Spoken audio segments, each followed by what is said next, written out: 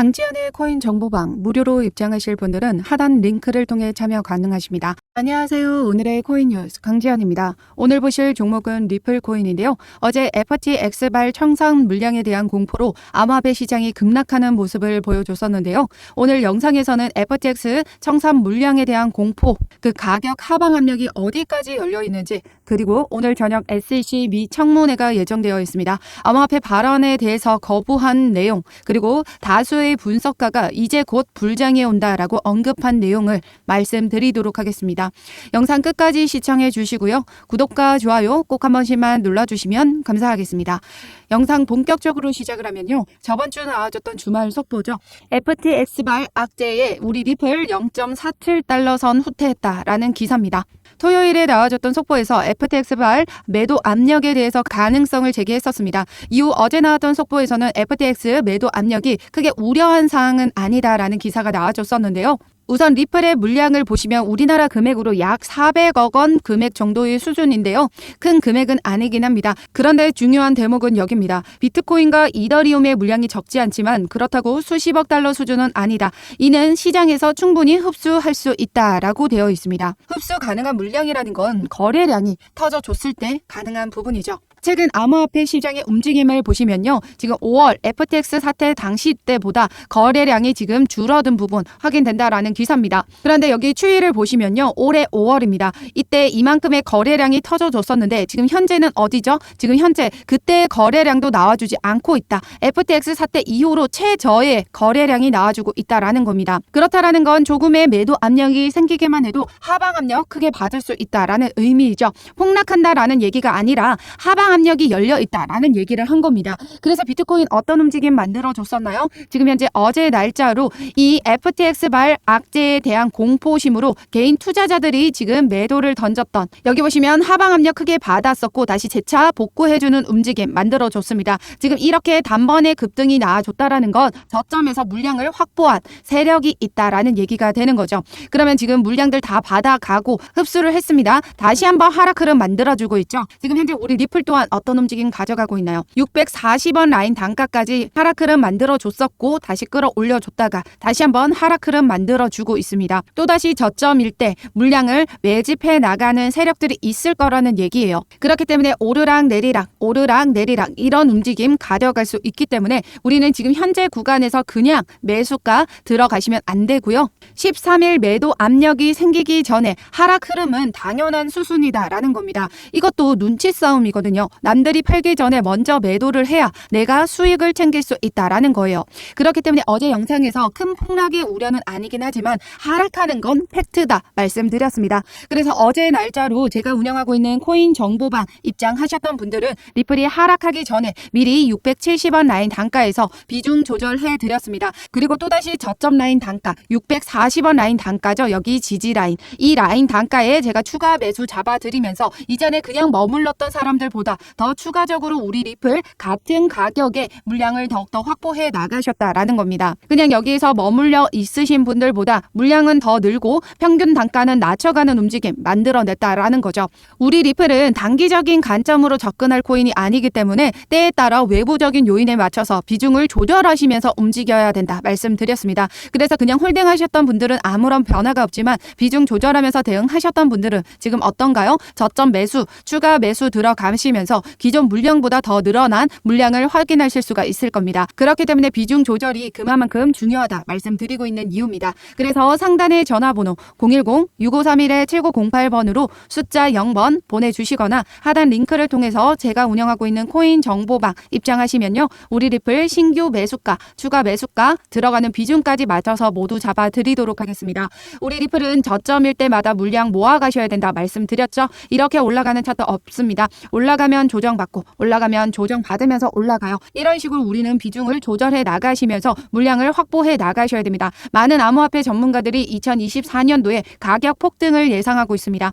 왜 그러냐면 비트코인의 반감기가 있고요. 미국 대선이 예정되어 있습니다. 그리고 비트코인 현물 ETF도 내년이면 승인이 될 것으로 전망하고 있어요. 게다가 리플은 어떤가요? 리플과 SEC 소송도 내년 2분기 정식 판결이 나와줄 것으로 예상되고 있기 때문에 우리 리플은 여러분들은 지금 현재 저점인 구간에서 최대한 물량 많이 모아 가셔야 된다. 그렇기 때문에 이 저점 매수 기회 놓치지 마시고 전량 매수하지 않으시고 비중 조절해 나가시면서 최대한 물량 계속해서 모아 가셔야 된다 말씀드리고 있는 이유죠. 어떠한 금전적인 요구나 카톡과의 권유, 후원 유도 절대 하고 있지 않습니다. 그렇기 때문에 여러분들은 제 영상 꾸준히 시청해 주시고 구독과 좋아요 꼭 한 번씩만 눌러주시면 감사하겠습니다. 그러면 오늘 저녁에 있을 SEC 청문회에 대해서 말씀드리도록 하겠습니다. 9월 중으로 2번의 청문회가 예정되어 있는데요. 우리나라 시간 기준으로 오늘 밤 11시 상원 의원의 청문회가 예정되어 있고 현지 시간 기준 9월 27일 날짜 하원 의원에서 청문회가 예정되어 있습니다. 하지만 오늘 청문회가 열리기도 전에 SEC 갠슬러 위원장이 암호화폐 관련 답변은 거부하겠다라고 밝혔습니다.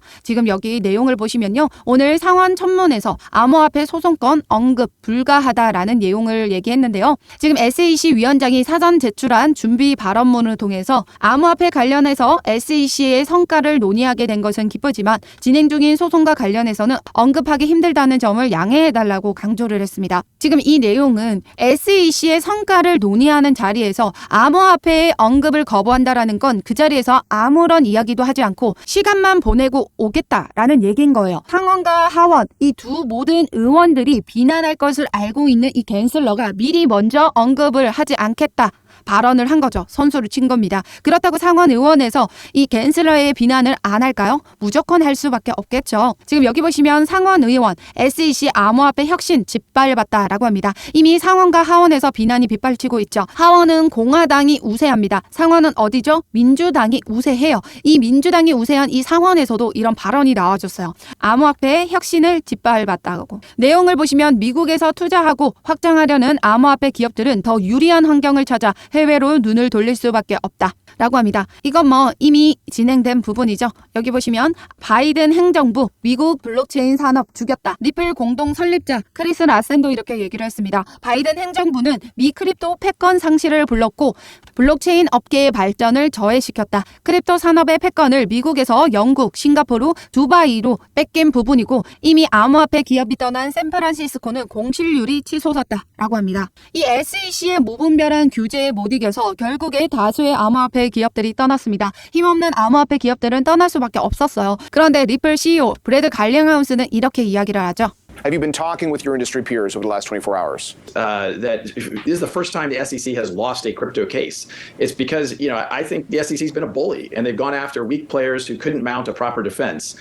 And I think many, many people in the industry are responding positively because the industry needed someone to fight because the SEC was really just using regulation through enforcement as their primary tool. And that's not a good way to build a market. And the SEC still hasn't done the hard work that other countries have done, whether it's the UK or Europe, where they have provided clarity for rules of the road so that investors and entrepreneurs can build. And that's what has made American technology innovation so profound. Clear rules of the road. And even now the SEC is more focused on bringing lawsuits as opposed to doing the work. I will just conclude that thought with the good news is you're finally seeing in Congress, you saw a number of elected officials yesterday tweeting about the Ripple case and really calling on on Congress to pass laws so that there is the clarity that the SEC knows does not exist. 이미 SEC 상대로 막강한 자금력으로 싸워서 이긴 겁니다. 싸울 힘이 없었던 다른 암호화폐 기업들은 미국을 떠나 다른 곳으로 이전할 수밖에 없었죠. 리플의 입장에서도 굳이 미국 내에서 사업을 진행하지 않아도 되는 부분이었는데요. 왜냐하면 모든 영업이익은 미국 외 나라에서 95%가 수익을 보고 있기 때문입니다. 그래서 브래드 갈링하우스가 이야기하듯이 의회에서 일어났다라는 말은요. 앞서 상원 의원에서도 암호화폐 시장 지금 짓밟았다라는 부분과 지금 하원 의원에서도 갠슬러 위원장 해임을 재주장하고 있습니다. 그리고 또 여기 보시면 하원 원내대표는 SEC 리플과 그레이 스케일 항소할 경우에 법원에서 참패할 것이다 라고 이야기를 하고 있죠. SEC가 항소한다면 법원은 행정부의 심장에 쇠막대를 꽂는 것이라고 밝혔습니다.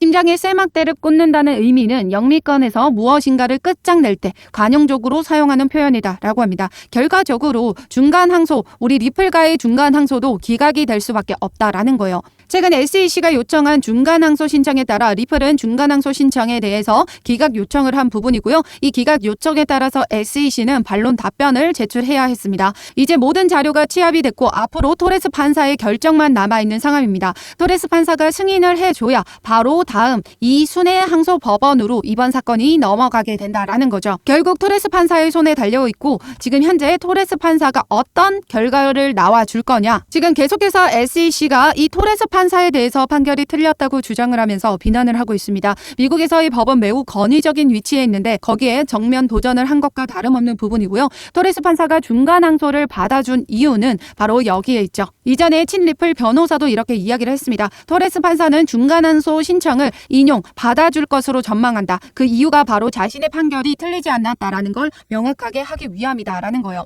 지금 자신의 논리를 보다 충분하고 완전하게 설명할 수 있고 테라폼 레스 사건, 제드 라코프의 지적에 해명할 기회도 주어지기 때문이죠. 그러니까 중간 항소를 기각을 하면서 토레스 판사의 의견에 덧댄다라는 거예요. 왜 이 중간 항소가 기각이 될 수밖에 없냐면요. 이 중간 항소는 법원에서 기각하는 경우가 일반적이다라고 하죠. 왜냐하면 추가 증거를 채택할 수가 없기 때문에 기존 자료를 토대로 리플의 손을 들어주었습니다. 그런데 기존 자료를 토대로 다른 판결을 내리는 판사의 말을 누가 신뢰를 할 수가 있겠습니까? 그렇기 때문에 판사는 법리적인 해석을 바꾸는 행위는 절대적으로 용납하지 않을 것으로 보인다라는 거예요. 결과는 이미 나와 있죠. 중간 항소에 대해서 기각이 될 수밖에 없는 이유. 이게 언제 나와줄 거냐면 이제 곧 그 결과가 머지 않았습니다. 이제 모든 자료가 취합이 됐기 때문에 이번 주 내로 결과가 나와준다라고 해도 이상하지 않은데요. 그렇기 때문에 조금만 기다리시면 우리 리플 가격 폭등 발생할 수 있습니다. 왜냐하면 중간 항소가 기각이 되면 단기적으로 우리 리플은 지금 현재 어디까지 올라가 줄 수 있냐면요. 단번에 1,500원 그 이상도 올라가 줄 수 있습니다.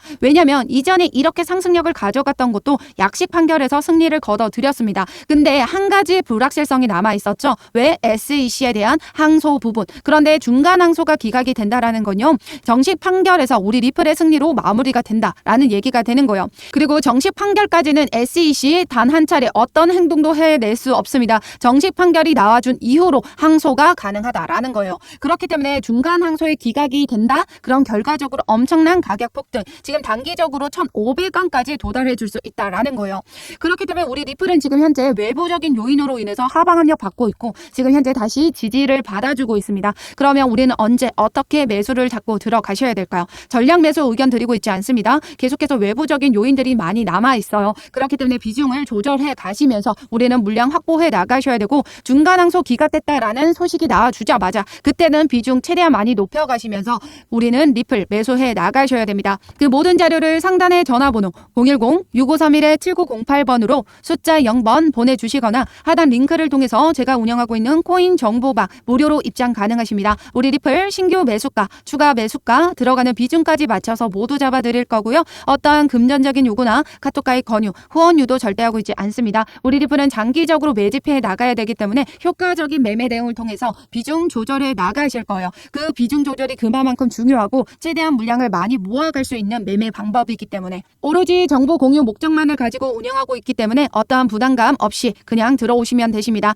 대신 여러분들은 제 영상 꾸준히 시청해 주시고 구독과 좋아요 꼭 한 번씩만 눌러주시면 감사하겠습니다. 그러면 암호화폐 분석가가 계속해서 우리 리플 이제 곧 강세장이 멎지 않았다라고 이야기를 하고 있는데요. 그 분석을 한번 보시면요. 여기 보시면 이글의 크립토라는 암호화폐 분석가입니다. 지금 2014년도부터 2017년도까지 추세적 약세 흐름을 만들어내면서 삼각 수렴을 만들어냈습니다. 그 이후로부터 770% 상승 흐름을 만들어냈고 지금 현재 사이클 1에서 사이클 2로 넘어가는 시점이죠. 지금 여기 구간에서 다시 한번 삼각 수렴을 완성하는 구간에 와 있다라고 합니다. 이전 사이클보다 현재 사이클 2가 더 긴 시간의 조정을 받아준 부분이기 때문에 더 큰 폭으로 상승력을 가져갈 수 있다라는 거예요. 그래서 단기적으로 $15 그리고 그 위로 $150까지 전망을 내놓고 있습니다. 또 다른 암호화폐 분석가 이렇게 이야기를 하고 있죠. 이제 삼각 수렴의 끝을 폭등을 만들어가고 있고 이제 XRP는 가격 폭등이 발생할 것이다 라고 이야기하고 있습니다. 그리고 암호화폐 전문 분석 플랫폼 CRU는 이렇게 이야기를 하고 있죠. 2022년 6월부터 XRP가 지속적으로 저점이 높아지는 차트를 형성하고 있다고 했습니다. 이것이 기관 투자자들의 지속적인 매집을 가리키는 증거라고 강조를 했는데요. 지금 현재도 계속해서 주봉 차트로 보시면 저점이 높아진 걸 확인할 수가 있습니다. 그렇기 때문에 지금 현재 기관과 세력들은 계속해서 리플을 매집해 나가고 있는 부분 차트로서도 확인이 가능하다라는 거죠. 그리고 여기 보시면 최근 속보입니다. 지난주 디지털 자산 투자 상품에서 5,900만 달러가 순유출이 된 데 비해 리플은 오히려 70만 달러가 순유입된 것으로 나타났습니다. 계속해서 기관과 세력들은 저점 기회를 놓치지 않고 리플을 매집해 나가고 있다라는 거죠. 많은 암호화폐 분석가들은 이제 리플의 강세장이 머지 않았다라고 합니다. 내년을 시작으로 가격 폭등을 예고하고 있는 만큼 우리도 계속해서 리플에 대해서 물량을 최대한 많이 모아가셔야 된다 말씀드리고 있습니다. 그런데 우리 리플 그냥 가만히 묵혀두시기만 한다고 해도 상승을 가져갔을 때 수익을 가져가실 수 있겠지만 리플은 외부적인 영향을 많이 받는 코인이기 때문에 그 영향에 따라 유동적으로 매매 대응해 나가시면 효과적으로 물량을 모아가실 수 있다라는 거예요. 최근에 암호화폐 시장의 거래 대금이 줄어든 이유도 이 긴축에 대한 우려감 때문입니다. 9월 기준금리는 지금 동결로 무게감이 실어지고 있어요. 지금 여기 CME 패드워치에 따르면요. 금리 동결로 이어질 부분으로 93%입니다. 그렇기 때문에 9월 기준금리는 동결할 수도 있으나 그렇기 때문에 9월 기준 금리는 동결로 무게감에 실어지고 있는 부분이나 앞으로 추가 금리 인상에 대해서는 우려가 아직 남아있는 상황입니다. 그렇기 때문에 금리 결정에 있어서 가장 중요한 지표는 어떤 지표죠? 바로 소비자 물가지수. 내일 날짜로 예정되어 있고 이 지표 발표에 따라서 또 한 번의 변동성을 만들어줄 수 있습니다. 오늘 저녁 11시 미 청문회 이 갠슬러의 어떤 움직임, 어떤 발언을 하냐에 따라서 또 한 번 변동성을 만들어줄 거고 다음 날짜 소비자 물가지수 발표에 맞춰서도 시장은 변동성을 만들어 줄 거기 때문에 그에 따라서 실시간으로 우리는 매매 대응해 나가셔야 됩니다. 그 모든 자료를 상단의 전화번호 010-6531-7908번으로 숫자 0번 보내주시거나 하나 링크를 통해서 제가 운영하고 있는 코인 정보방 무료로 입장 가능하십니다. 우리 리플 신규 매수, 추가 매수 들어가는 비중 모두 잡아드리고 있고요. 어떠한 금전적인 요구 절대 하고 있지 않습니다. 안심하고 들어오셔도 되시고 자료만 받아보고 싶으신 분들도 하단 링크를 통해서 참여해 주시면 되십니다. 어떠한 금전적인 요구 절대 하지 않는다 말씀드렸죠? 그렇기 때문에 구독과 좋아요는 꼭 한 번씩만 눌러주시면 감사하겠습니다. 오늘도 여러분들의 안전한 투자 기원하면서 오늘 영상 여기서 마치도록 하겠습니다. 감사합니다.